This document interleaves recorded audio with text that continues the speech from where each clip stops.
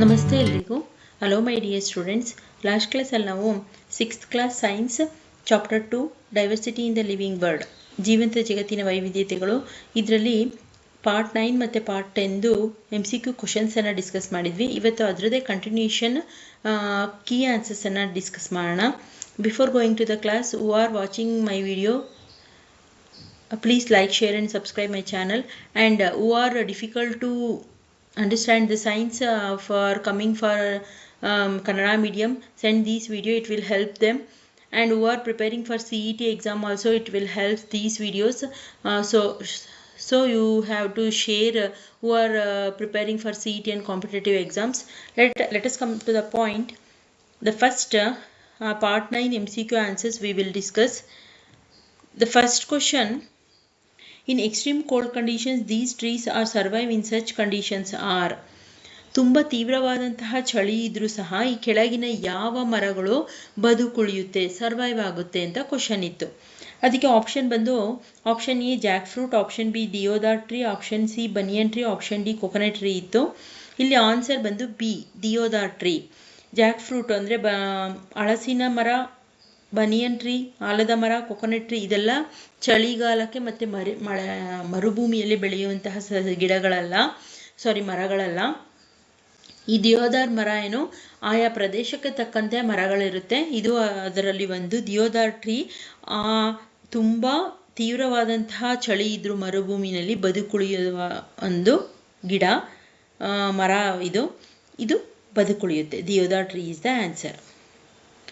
Second one, the question is the hot desert the camel legs are. ತುಂಬ ಮರುಭೂಮಿ ಅಂದರೆ ಬಿಸಿಲಿರುತ್ತೆ, ತೀವ್ರವಾಗಿ ಬಿಸಿಲು ಇರುತ್ತೆ, ತೀವ್ರವಾದಂತಹ ಚಳಿನೂ ಇರುತ್ತೆ. ಅದೇ ಒಂಟೆಗಳ ಕಾಲು ಯಾವ ರೀತಿಯ ರಚನೆಗೊಂಡಿರುತ್ತೆ ತುಂಬ ಬಿಸಿ ಇದ್ದರೆ ಮರುಭೂಮಿಯಲ್ಲಿ? ಆಪ್ಷನ್ ಬಂದು long and wide hooves, B option B short and wide hooves, short and small hooves, C tall and lengthy hooves, D none of these ಅಂತ ಇತ್ತು. ಇಲ್ಲಿ ಆನ್ಸರ್ ಬಂದು A, long and wide hooves. Long ಅಂದರೆ ಉದ್ದವಾದಂಥ ಮತ್ತು ಅಗಲವಾದಂಥ ಗೊರಸುಗಳನ್ನು ಹೊಂದಿರುತ್ತೆ ಒಂಟೆಯ ಕಾಲುಗಳು, ಆ ಪ್ರದೇಶಕ್ಕೆ ತಕ್ಕಂತೆ ರಚನೆ ಆಗಿರುತ್ತೆ. Third question, these long legs helps camel in hot desert is.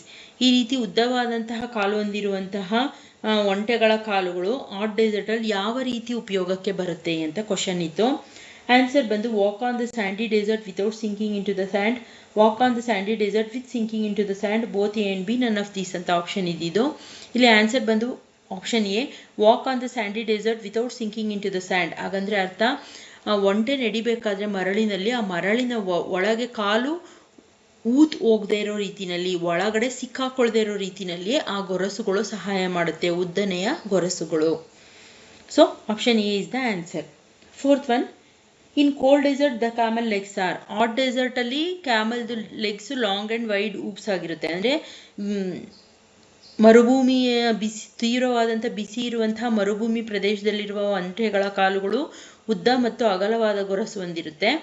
ಅದೇ ರೀತಿ ಕ್ವಶನ್ ಇಲ್ಲಿ, ಮರುಭೂಮಿಯಲ್ಲಿ ತೀವ್ರವಾದಂಥ ಚಳಿ ಇದ್ದರೆ ಆವಾಗ ಒಂಟೆಗಳ ಗೊರಸುಗಳು ಯಾವ ರೀತಿ ರಚನೆ ಆಗಿರುತ್ತೆ ಅಂತ ಫೋರ್ತ್ ಕ್ವಶನ್ ಇತ್ತು. ಆಪ್ಷನ್ ಬಂದು ಶಾರ್ಟ್, ಟಾಲ್, ಲಾಂಗ್, ಸ್ಮಾಲ್ ಅಂತ ಇತ್ತು. ಆನ್ಸರ್ ಬಂದು option A, short is the answer. ತುಂಬ ಚಳಿ ಇರುವಂತಹ ಪ್ರದೇಶದಲ್ಲಿ, ಮರುಭೂಮಿ ಪ್ರದೇಶದಲ್ಲಿ ಒಂಟೆಗಳ ಕಾಲುಗಳು ತುಂಬ ಚಿಕ್ಕದಾಗಿರುತ್ತೆ, ಶಾರ್ಟ್ ಆಗಿರುತ್ತೆ. Okay, next we go for fifth question. The short legs of camel helps in cold desert is. ಅದೇ ರೀತಿಯಲ್ಲಿ ಈ ತುಂಬ ಚಿಕ್ಕದಾಗಿರುವಂತಹ ಒಂಟೆಯ ಕಾಲುಗಳು ಚಳಿ ಇರುವಂತಹ ಮರುಭೂಮಿ ಪ್ರದೇಶದಲ್ಲಿ ಯಾವ ರೀತಿ ಹೆಲ್ಪ್ ಆಗುತ್ತೆ ಅಂತ ಕ್ವಶನ್ ಇತ್ತು. ಆಪ್ಷನ್ ಬಂದು walk easily in forest, walk easily in oceans, walk easily in grassy areas, walk easily in mountainous regions ಅಂತ ಇತ್ತು. ಇಲ್ಲಿ ಆನ್ಸರ್ ಬಂದು walk easily in mountainous region. ಹಂಗಂದರೆ ಮರುಭೂಮಿ ಪ್ರದೇಶದಲ್ಲಿ, ತುಂಬ ಚಳಿ ಇರುವಂತಹ ಮರುಭೂಮಿ ಪ್ರದೇಶದಲ್ಲಿ ಒಂಟೆಯ ಕಾಲುಗಳು ತುಂಡ ಇರೋದ್ರಿಂದ ಅದಕ್ಕೆ ಆಗುವಂತಹ ಉಪಯೋಗ ಏನಪ್ಪ ಅಂತ ಅಂದರೆ, walk easily in mountainous region, ಪರ್ವತ ಪ್ರದೇಶದಲ್ಲಿ ಸುಲಭವಾಗಿ ನಡೆಯೋದಕ್ಕೆ ಸಹಾಯ ಮಾಡುತ್ತೆ ಈ ರೀತಿ ತುಂಡ ಇದ್ದರೆ. ಮೌಂಟೇನಿಯಸ್ ರೀಜನ್ ಅಂದರೆ ಪರ್ವತ ಪ್ರದೇಶ. Okay, so D is the answer. Sixth one, camels store food in. ಒಂಟೆಗಳು ಆಹಾರವನ್ನು ಎಲ್ಲಿ ಶೇಖರಣೆ ಮಾಡಿ ಇಟ್ಕೊಳ್ತವೆ? Option humps, stomach, pouch, all of these. Humps ಅಂದರೆ ಗೂನು ಅಂತ ಕರಿತೀವಿ. ಆ ಒಂಟೆಗಳ ಭುಜದ ಮೇಲೆ ಒಂದು ಉಬ್ಬಾದ ಒಂದು ಭಾಗ ಇರುತ್ತೆ, ಅದನ್ನು ಹಂಪ್ಸ್ ಅಂತೀವಿ. ಆ ಹಂಪ್ಸ್ ಜಾಗದಲ್ಲಿ ಒಂಟೆಗಳು ಆಹಾರವನ್ನು ಶೇಖರಿಸಿಟ್ಕೊಳ್ಳುತ್ತೆ. So option A humps is the answer. Stomach ಅಲ್ಲ, ಪೌಚು ಅಲ್ಲ. ಸ್ಟೊಮಕಲ್ಲಿ ಶೇಖರಣೆ ಮಾಡಿ ಇಟ್ಕೊಳ್ಳೋದು ನಾವು, ಪೌಚಲ್ಲಿ ಶೇಖರಣೆ ಮಾಡಿ ಇಟ್ಕೊಳ್ಳೋದು ಕಾಂಗರು. ಸೊ ಕ್ಯಾಮಲ್ಲು ಹಂಪ್ಸಲ್ಲಿ ಆಹಾರವನ್ನು ಶೇಖರಣೆ ಮಾಡಿ ಇಟ್ಕೊಳ್ಳುತ್ತೆ. So option A humps is the answer. 7th one, in hot desert camels have dash arms. ತುಂಬ ತೀವ್ರವಾದಂಥ ಬಿಸಿ ಇರುವಂತಹ ಮರುಭೂಮಿ ಪ್ರದೇಶದಲ್ಲಿರುವಂತಹ ಒಂಟೆಗಳಿಗೆ ಎಷ್ಟು ಹಂಪ್ಸ್ ಇರುತ್ತೆ, ಎಷ್ಟು ಗೂನುಗಳಿರುತ್ತೆ ಅಂತ. ಆಪ್ಷನ್ ಬಂದು 1, 2, 3, 4 ಅಂತ ಇತ್ತು. ಆನ್ಸರ್ ಬಂದು ಎ 1. ಒಂದೇ ಒಂದು ತುಂಬ ಬಿಸಿಯಾದಂತಹ ಮರುಭೂಮಿ ಪ್ರದೇಶದಲ್ಲಿರುವಂತಹ ಹಾಟ್ ಡೆಸರ್ಟ್ ಅಲ್ಲಿರುವಂತಹ ಕ್ಯಾಮಲ್ಸ್ಗೆ ಒಂದೇ ಒಂದು ಹಂಪ್ಸ್ ಇರುತ್ತೆ. ಅದೇ ಥರ 8th question, in cold desert camels have dash humps. ತುಂಬ ಚಳಿ ಇರುವಂತಹ ಮರುಭೂಮಿ ಪ್ರದೇಶದಲ್ಲಿ ಒಂಟೆಗಳಿಗೆ ಎಷ್ಟು ಹಂಪ್ಸ್ ಇರುತ್ತೆ ಅಂತ, ಎಷ್ಟು ಗೂನುಗಳಿರುತ್ತೆ ಅಂತ. ಆಪ್ಷನ್ ಬಂದು 2, 3, 4, 5 ಅಂತ ಇತ್ತು. 3, 4, 2, 1 ಅಂತ ಇತ್ತು. ಇಲ್ಲಿ ಆಪ್ಷನ್ ಬಂದು ಸಿ 2 ಇಸ್ ದ ಆನ್ಸರ್. ಚಳಿಯಾದಂತಹ ತೀವ್ರ ಚಳಿ ಇರುವಂತಹ ಮರುಭೂಮಿ ಪ್ರದೇಶದಲ್ಲಿರುವಂತಹ ಒಂಟೆಗಳಿಗೆ 2 ಹಂಪ್ಸ್ ಇರುತ್ತೆ, 2 ಗೂನುಗಳಿರುತ್ತೆ. ತುಂಬ ಬಿಸಿಯಾದಂತಹ ಮರುಭೂಮಿ ಇರುವಂತಹ ಒಂಟೆಗಳಿಗೆ 1 ಹಂಪ್ಸ್ ಇರುತ್ತೆ. Okay, next we go for 9th question. Use of single hump present in camel is. ಒಂಟೆಗಳಿಗೆ ಒಂದೇ ಒಂದು ಹಂಪ್ ಇರುತ್ತೆ ಅಂತ ಹೇಳಿದ್ವಲ್ಲ, ಅದಿರೋದ್ರಿಂದ ಏನು ಉಪಯೋಗ ಅಂತ. ಆನ್ಸರ್ ಬಂದು to survive during the scarcity of water, to survive during the scarcity of food, to survive during the scarcity of place. None of these ಅಂತ ಇತ್ತು. ಇಲ್ಲಿ ಆನ್ಸರ್ ಬಂದು B, to survive during the scarcity of food. ನಾನು ಆಗಲೇ ಹೇಳಿದೆ, ಅದು ತನ್ನ ಬೆನ್ನಿನ ಮೇಲಿರುವಂತಹ ಗೂನುಗಳಲ್ಲಿ ಆಹಾರವನ್ನು ಶೇಖರಿಸಿಟ್ಕೊಳ್ಳುತ್ತೆ, ಅದನ್ನು ಹಂಪ್ಸ್ ಅಂತ ಕರಿತೀವಿ ಅಂತ. ಸೊ ಈ ಹಂಪ್ಸ್ ಇರೋದ್ರಿಂದ ಏನು ಉಪಯೋಗ ಅಂದರೆ, to survive during the scarcity of food. ಆಹಾರದ ಕೊರತೆ ಉಂಟಾದಾಗ ಒಂಟೆಗೆ ಮರುಭೂಮಿಯಲ್ಲಿ ಆ ಗೂನಿನಲ್ಲಿರುವಂಥ ಆಹಾರ ಶೇಖರಿಸಿಟ್ಕೊಂಡಿರುತ್ತಲ್ಲ, ಆಹಾರವನ್ನು ತೆಗೆದುಕೊಂಡು ಅದು ಸೇವಿಸುತ್ತೆ. ಆ ಗೂನುಗಳು ಈ ರೀತಿಯ ಒಂಟೆಗೆ ಸಹಾಯ ಆಗುತ್ತೆ. So answer B is the answer. Next we go for 10th one. Use of double hump present in camel is. ಅದೇ ರೀತಿ 2 ಹಂಪ್ಗಳಿದ್ರೆ ಅದರಿಂದ ಏನು ಉಪಯೋಗ ಅಂತ. Answer shrink in late winter, shrink in scarcity of water, both A and B, none of the above ಅಂತ ಇತ್ತು option. So answer ಬಂದು A, shrink in late winters. ಇದು ಏನಕ್ಕೆ ಸಹಾಯ ಮಾಡುತ್ತಪ್ಪ ಅಂದರೆ,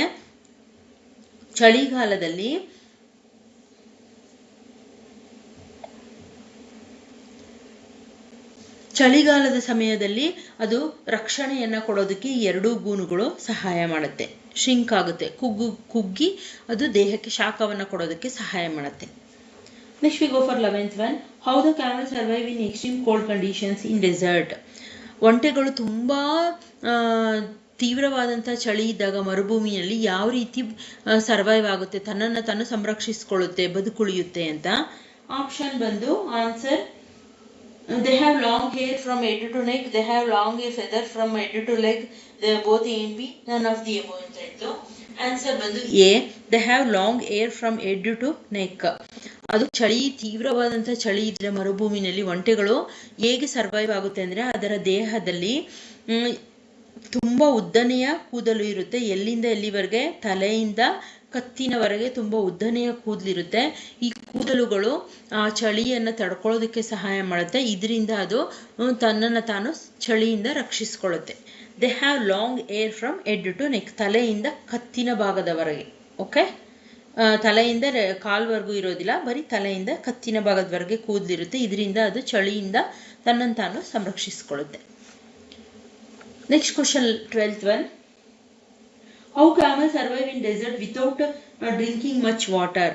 ಅದೇ ರೀತಿಯಲ್ಲಿ 12th ಕ್ವಶನ್ ಏನಿತ್ತಂದರೆ, ಒಂಟೆಗಳು ಮರುಭೂಮಿಯಲ್ಲಿ ನೀರು ಸಿಗದೆ ಹೋದ್ರು ಅಥವಾ ನೀರಿಲ್ಲದೆ ಹೋದ್ರು ಹೇಗೆ ಬದುಕುಳಿಯುತ್ತೆ, ಹೇಗೆ ಸರ್ವೈವ್ ಆಗುತ್ತೆ ಅಂತ ಕ್ವಶನ್ನು. ಆಪ್ಷನ್ ಬಂದು because camel loss water from their bodies, because camel do not loss much water from their bodies, both A and B, none of the above ಅಂತ ಇತ್ತು. ಇಲ್ಲಿ ಆನ್ಸರ್ ಬಂದು B, because camel do not loss much water from their bodies. ಒಂಟೆಗಳಿಗೆ ಜಾಸ್ತಿ ನೀರಿನ ಅವಶ್ಯಕತೆ ಇರೋದಿಲ್ಲ, ಅದಕ್ಕೆ ಸ್ವಲ್ಪ ನೀರು ಸಿಕ್ಕರೆ ಸಾಕು, ಅದರಲ್ಲೇ ಬದುಕುಳಿಯುತ್ತೆ, ಮತ್ತು ಅದು ತನ್ನ ದೇಹದಿಂದ ನೀರನ್ನು ಹೊರ ಹಾಕೋದಿಲ್ಲ. ಈಗ ನಮಗೆ ಬೆವರಿನ ರೂಪದಲ್ಲಿ ನೀರು ಕುಡಿದಿದ್ದು ಆಚೆ ಹೋಗುತ್ತಲ್ವ, ಆದರೆ ಒಂಟೆಗಳಿಗೆ ಬೆವರು ಅನ್ನೋದೇ ಬರೋದಿಲ್ಲ. ಅದು ತನ್ನ ದೇಹದಲ್ಲೇ ಇರುವಂತಹ ನೀರಿನ ಅಂಶ ಯಾವಾಗ ಹಿಡಿದಿಟ್ಕೊಂಡಿರುತ್ತೆ ಅದನ್ನೇ ಉಪಯೋಗಿಸ್ಕೊಂಡು ಅದು ತನ್ನನ್ನು ತಾನು ಸಂರಕ್ಷಿಸ್ಕೊಳುತ್ತೆ. ಅದರಿಂದ ನೀರನ್ನು ಲಾಸ್ ಆಗೋದಕ್ಕೆ, ಅದು ತನ್ನ ದೇಹದಿಂದ ಹೊರ ಹೋಗೋದಕ್ಕೆ ಬಿಡೋದಿಲ್ಲ ಅದು. ಇದರಿಂದ ಒಂಟೆ ಮರುಭೂಮಿಯಲ್ಲೂ ಸಹ ಬದುಕಬಲ್ಲದು. ಇದಿಷ್ಟು part 9 MCQ key answers. So next we go for part 10 MCQ answers, key answers we will discuss.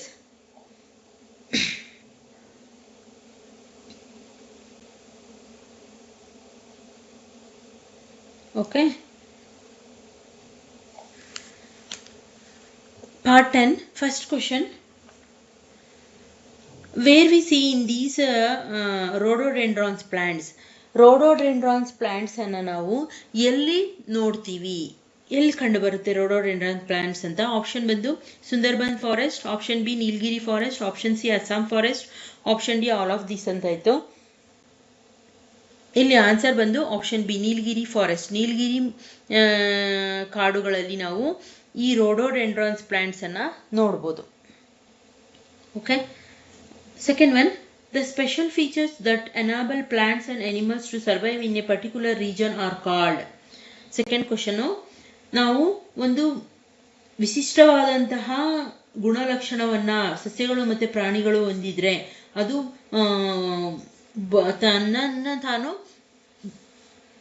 ತನ್ನ ಸ್ಥಾನವನ್ನು ಪಡ್ಕೊಳ್ಳೋದಕ್ಕೆ, ತನ್ನನ್ನು ತಾನು ಬದುಕಿಸ್ಕೊಳ್ಳೋದಕ್ಕೆ ಆ ಪ್ರದೇಶವನ್ನು ಹುಡುಕೊಂಡಿದ್ರೆ ಪ್ಲಾಂಟ್ಸ್ ಮತ್ತು ಅನಿಮಲ್ಸ್, ಅದನ್ನ ಏನಂತ ಕರಿತೀವಿ? ಆಪ್ಷನ್ ಬಂದು adaptations, option B habitat, option C mountains, option D none of these ಅಂತ ಇತ್ತು.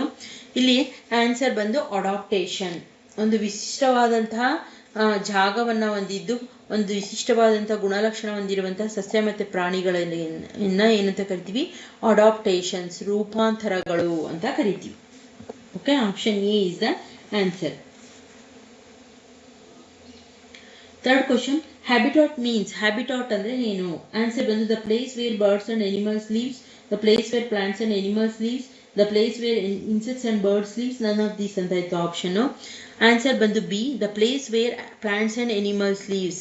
ಹ್ಯಾಬಿಟಾಟ್ ಅಂದ್ರೆ ಇಲ್ಲಿ ಆವಾಸ ಸ್ಥಾನ ಅಂತ ಕರಿತೀವಿ ಕನ್ನಡದಲ್ಲಿ. ಆವಾಸ ಸ್ಥಾನ ಅಂದ್ರೆ ಒಂದು ಸಸ್ಯ ಮತ್ತೆ ಪ್ರಾಣಿಗಳು ಎಲ್ಲಿ ವಾಸಿಸುತ್ತೋ ಆ ಜಾಗವನ್ನ ಅದರ ಆವಾಸ ಸ್ಥಾನ ಅಂತ ಕರಿತೀವಿ. So B is the answer. Fourth one, whose name is called birdsman of India. ಯಾರನ್ನು ನಾವು ಭಾರತದ ಪಕ್ಷಿ ಮನುಷ್ಯ ಅಂತ ಕರಿತೀವಿ? ಆನ್ಸರ್ ಬಂದು Einstein, Newton, Salim Ali, Galileo ಅಂತ ಇತ್ತು ಆಪ್ಷನ್. ಇಲ್ಲಿ answer C, Salim Ali is the answer. Salim Ali ಅವ್ರನ್ನ ನಾವು ಪಕ್ಷಿ ತಜ್ಞ ಮತ್ತೆ ಪಕ್ಷಿ ಪ್ರೇಮಿ ಮತ್ತೆ ಭಾರತದ ಪಕ್ಷಿ ಮನುಷ್ಯ ಅಂತ ಕರಿತೀವಿ. ಪಕ್ಷಿಗಳ ಬಗ್ಗೆ ಅಪಾರವಾದಂತಹ ತಿಳುವಳಿಕೆ ಮತ್ತೆ ಅದರ ಬಗ್ಗೆ ಸಂಶೋಧನೆಯನ್ನ ಮಾಡಿದವರು, ಅದಕ್ಕೆ ಅವ್ರನ್ನ ಭಾರತದ ಪಕ್ಷಿ ಮನುಷ್ಯ ಅಂತ ಕರಿತೀವಿ. Fifth one, the plants and animals that leave on land are called. ಒಂದು ಭೂಮಿ ಮೇಲೆ ಸಸ್ಯಗಳು ಮತ್ತೆ ಪ್ರಾಣಿಗಳು ವಾಸ ಮಾಡ್ತಾ ಇದ್ರೆ ಅದನ್ನ ಏನಂತ ಕರಿತೀವಿ ಆ ಜಾಗವನ್ನ? Option A terrestrial habitat, option B aquatic habitat, option C amphibians, option D none of these. ಇಲ್ಲಿ ಪ್ರಾಣಿ ಮತ್ತು ಸಸ್ಯಗಳು ಒಂದು ಜಾಗದಲ್ಲಿ ಭೂಮಿಯ ಮೇಲೆ ವಾಸಿಸ್ತಾ ಇದ್ರೆ ಅದನ್ನ ಏನಂತ ಕರಿತೀವಿ? ಟೆರೆಸ್ಟ್ರಿಯಲ್ ಹ್ಯಾಬಿಟಾಟ್, ಭೂವಾಸಿ ಜೀವಿಗಳು ಅಂತ ಕರಿತೀವಿ. ಭೂಮಂಡಲದ ಆವಾಸ ಸ್ಥಾನ, ಭೂವಾಸಿ ಪ್ರಾಣಿಗಳು ಅಥವಾ ಭೂಮಂಡಲದ ಆವಾಸ ಸ್ಥಾನ ಅಂತ ಕರಿತೀವಿ. ಓಕೆ, ಟೆರೆಸ್ಟ್ರಿಯಲ್ ಹ್ಯಾಬಿಟಾಟ್, ಭೂಮಿ ಮೇಲಿದ್ರೆ terrestrial habitat. Next we go for sixth one, the plants and animals that live in water are called. ಅದೇ ರೀತಿ ಕೆಲವೊಂದು ಸಸ್ಯಗಳು ಮತ್ತೆ ಪ್ರಾಣಿಗಳು ನೀರಿನಲ್ಲಿ ವಾಸವಾಗಿದ್ರೆ ಏನಂತ ಕರಿತೀವಿ? Option aquatic habitat, option B amphibians, option C terrestrial habitat, option D all of these ಅಂತ ಇತ್ತು. ಸಾರಿ, ಆಪ್ಷನ್ಸ್ ಬಂದು amphibians, aquatic habitat, terrestrial habitat, none of this. ಇಲ್ಲಿ ಆನ್ಸರ್ ಬಂದು ಆಪ್ಷನ್ ಬಿ, ಅಕ್ವಾಟಿಕ್ ಹೆಬಿಟಾಟ್ ಅಂದರೆ ಜಲವಾಸಿ ಆವಾಸ ಸ್ಥಾನ ಅಂತ ಕರಿತೀವಿ. ಒಂದು ಸಸ್ಯ ಅಥವಾ ಪ್ರಾಣಿಗಳು ನೀರಿನಲ್ಲಿ ವಾಸಿಸಿದ್ರೆ ಜಲವಾಸಿ ಅಂತ ಕರಿತೀವಿ, ಭೂಮಿ ಮೇಲೆ ವಾಸಿಸಿದ್ರೆ ಭೂವಾಸಿ ಅಂತ ಕರಿತೀವಿ. ಭೂವಾಸಿ ಆವಾಸ ಸ್ಥಾನ, ಜಲವಾಸಿ ಆವಾಸ ಸ್ಥಾನ. On the same type the next question we go for 7th one. Frog can leave water as well as land. They are called. ಕೆಲವೊಂದು ಪ್ರಾಣಿಗಳು ಭೂಮಿ ಮೇಲೆ ಮತ್ತೆ ನೀರಿನಲ್ಲಿ ಎರಡೂ ಕಡೆ ವಾಸಿಸುತ್ತೆ. ಅಂತಹ ಜೀವಿಗಳನ್ನು ಏನಂತ ಕರಿತೀವಿ? Option aquatic habitat, option B amphibians, option C terrestrial, option D none all of these. ಭೂಮಿ ನೀರು ಎರಡೂ ಕಡೆ ವಾಸಿಸುವ ಜೀವಿಗಳನ್ನ ಆಂಫಿಬಿಯನ್ಸ್. ಆನ್ಸರ್ ಬಂದು B, amphibians is the answer. ಕನ್ನಡದಲ್ಲಿ ಆಂಫಿಬಿಯನ್ಸ್ ಅಂದರೆ ಉಭಯವಾಸಿ. ಉಭಯ ಅಂದರೆ ಎರಡೂ ಕಡೆ ಜೀವನ ಮಾಡುವಂತಹ ಪ್ರಾಣಿಗಳನ್ನು ಉಭಯವಾಸಿಗಳು ಅಂತ ಕರಿತೀವಿ. Next we go for 8th question. The damage of habitats in plants and animals result. ಒಂದು ವೇಳೆ ಸಸ್ಯಗಳು ಮತ್ತು ಪ್ರಾಣಿಗಳಿಗೆ ಭೂಮಿಯ ಮೇಲೆ ತೊಂದರೆ ಆದರೆ, ಭೂಮಿಯ ಮೇಲೆ ತೊಂದರೆ ಆದರೆ ಅದರ ಪರಿಣಾಮ ಏನಾಗುತ್ತೆ? ನಾವು ಅದನ್ನು ನಾಶಗೊಳಿಸಿದ್ರೆ, ಸಸ್ಯ ಮತ್ತು ಪ್ರಾಣಿಗಳನ್ನು ನಾಶಗೊಳಿಸಿದ್ರೆ ಅದರಿಂದ ನಮಗಾಗುವಂತಹ ಪರಿಣಾಮ ಏನು, ಎಫೆಕ್ಟ್ ಏನು ಅಂತ. ಆನ್ಸರ್ ಆಪ್ಷನ್ಸ್ ಬಂದು loss of water, option A, option B loss of land, option C loss of food, option D loss of biodiversity.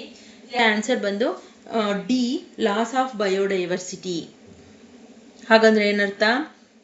ಜೈವಿಕ ವೈವಿಧ್ಯತೆಯ ನಷ್ಟ ಉಂಟಾಗುತ್ತೆ. ಭೂಮಿ ಮೇಲೆ ಜೀವಿಗಳೇ ಇಲ್ಲ ಅಂದರೆ ನಾವೇನು ಜೀವನ ಮಾಡೋದಕ್ಕೆ ಸಾಧ್ಯ ಆಗಲ್ಲ. ಸೊ ಲಾಸ್ ಆಫ್ ಬಯೋಡೈವರ್ಸಿಟಿ, ಜೀವ ವೈವಿಧ್ಯತೆಯ ನಷ್ಟ ಉಂಟಾಗುತ್ತೆ. ಅದಕ್ಕೆ ನಾವು ಪ್ರಾಣಿಗಳಿಗೆ, ಸಸ್ಯಗಳಿಗೆ ಯಾವುದೇ ರೀತಿ ತೊಂದರೆಯನ್ನು ಉಂಟು ಮಾಡಬಾರ್ದು. 9th one, the intention of Project Tiger is. Project ಟೈಗರ್ನ ಉದ್ದೇಶ ಏನು? ಆಪ್ಷನ್ ಬಂದು to protect declining population of Bengal tiger, to protect declining population of cheetah, to protect declining population of great Indian bustard. All of these ಅಂತ ಇತ್ತು.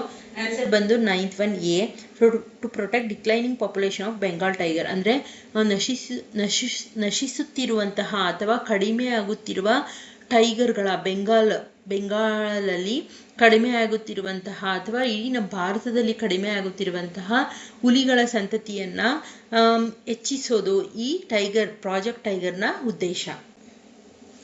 ಕಡಿಮೆ ಆಗುತ್ತಿರೋದಿನ ಅದನ್ನು ಹೆಚ್ಚಿಗೆ ಮಾಡೋದು. 10th one, to restore the population of a cheetah, the name of the project is. ಅದೇ ರೀತಿ ಚಿರತೆಯ ಸಂತತಿಯನ್ನು ಸಹ ಹೆಚ್ಚಿಗೆ ಮಾಡಿದ್ರು. ಆ ಪ್ರಾಜೆಕ್ಟನ್ನು ನೇಮ್ ಏನು ಅಂತ. ಆಪ್ಷನ್ ಬಂದು project tiger, project bustard, reintroduction project, none of these. ಇಲ್ಲಿ ಆನ್ಸರ್ ಬಂದು ಸಿ, ರೈಂಟ್ರೊಡಕ್ಷನ್ ಆಫ್ ಪ್ರಾಜೆಕ್ಟ್. ಅಂದರೆ ಮತ್ತೆ ಪುನರ್ ಸಂತತಿ ಅಂತ. ರೈಂಟ್ರೊಡಕ್ಷನ್ ಅಂದರೆ ಪುನರ್ ಸಂತತಿ ಅಂತ ಈ ಪ್ರಾಜೆಕ್ಟ್ನ ಉದ್ದೇಶ. ಚೀತಾವನ್ನ ಮತ್ತೆ ಅದರ ಸಂಖ್ಯೆಯನ್ನ ಜಾಸ್ತಿ ಮಾಡುವಂತಹ ಪ್ರಾಜೆಕ್ಟ್ ಹೆಸರು reintroduction of project. 11th one, sacred groves are called. sacred groves ಅಂದ್ರೆ ಏನು? Traditionally protect forest, they are undisturbed patches of forest, only A, both A and B ಅಂತ ಇದೆ. ಆನ್ಸರ್ ಬಂದು D, both A and B. ಹಾಗಂದ್ರೆ scared groves ಅಂದ್ರೆ, sacred groves ಅಂದ್ರೆ ತುಂಬಾ ಹಳೆಯದಾದಂತಹ ಕಾಡನ್ನು ಸಹ ಪ್ರೊಟೆಕ್ಟ್ ಮಾಡೋದು, ಸಂರಕ್ಷಿಸೋದು, ಮತ್ತೆ ಅದಕ್ಕೆ ಯಾವುದೇ ರೀತಿ they have undisturbed patches of forest. ಆ ಕಾಡಿಗೆ ನಾವು ಯಾವುದೇ ರೀತಿಯಾದಂತಹ ತೊಂದರೆ ಕೊಡದೇನೆ ಅದನ್ನ ಸಂರಕ್ಷಿಸ್ಕೊಂಡು ಹೋಗೋದು, ಇದು ಎರಡೂ ಉದ್ದೇಶ ಆಗಿರೋದ್ರಿಂದ ಸ್ಕ್ಯಾರ್ಡ್ ಗ್ರೋವ್ಸ್ ಅಂದ್ರೆ, ಸ್ಯಾಕ್ರೆಡ್ ಗ್ರೋವ್ಸ್ ಅಂದ್ರೆ both A and B is the answer. 12th one, why we use it to protect these sacred groves. ಯಾಕೆ ನಾವು ಈ ಜೈವಿಕ ತೋಪುಗಳನ್ನ, ಸ್ಕ್ಯಾರ್ಡ್ ಗ್ರೋವ್ಸ್ ಅಂದ್ರೆ ತೋಪುಗಳು, ಈ ತೋಪುಗಳನ್ನು ಸಂರಕ್ಷಿಸಬೇಕು, ಅದರ ಉದ್ದೇಶ ಏನು ಅಂತ. ಆಪ್ಷನ್ ಬಂದು they have A home of different kind of plants and animals. ಹಾಗಂದ್ರೆ ಅರ್ಥ ಅದು ಒಂದು ವೈವಿಧ್ಯತೆ ಹೊಂದಿರುವಂತಹ ಸಸ್ಯಗಳು ಮತ್ತೆ ಪ್ರಾಣಿಗಳನ್ನು ಒಳಗೊಂಡಿರುವಂತಹ ಒಂದು ಕಾಡು. Option B, they have numerous medicinal plants. ಅದರ ಜೊತೆಗೆ ಆ ಕಾಡಿನಲ್ಲಿ ತುಂಬಾ ಉತ್ತಮವಾದಂತಹ ಗಿಡಮೂಲಿಕೆಗಳನ್ನು ಹೊಂದಿರುವಂತಹ ಕಾಡು. They size may vary from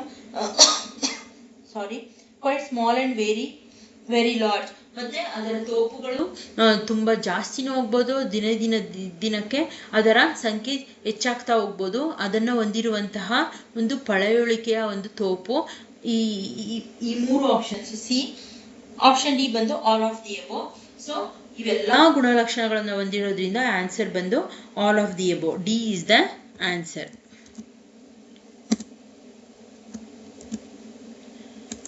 okay, ಇದಿಷ್ಟು ಪಾರ್ಟ್ 9 ಮತ್ತು part 10 key answers. If you have any doubt, check it once in these key answers and share it to your friends who are giving correct answers. Drop a message on my comment section. I will be very happy. And please like, share and subscribe my channel. We'll see you on the next class. We are going for third chapter. Thank you, my dear students.